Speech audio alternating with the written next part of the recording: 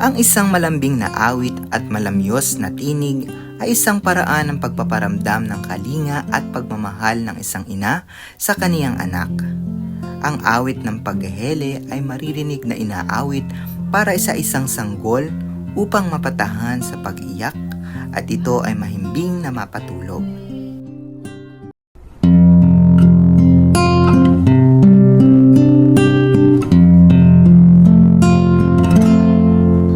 Kung nais mo, neneng, na managinip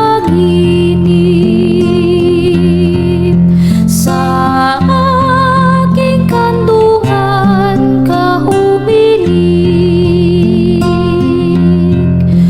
doon madarama tunay na pag-ibig na nagbuhat sa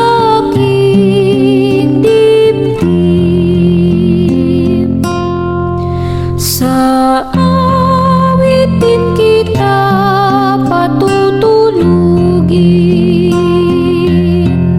sa awit din kita gigisingin,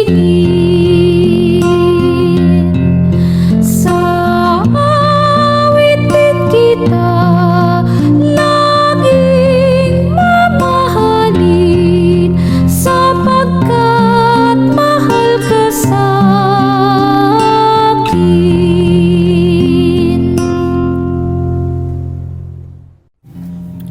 Ano pang hinihintay mo?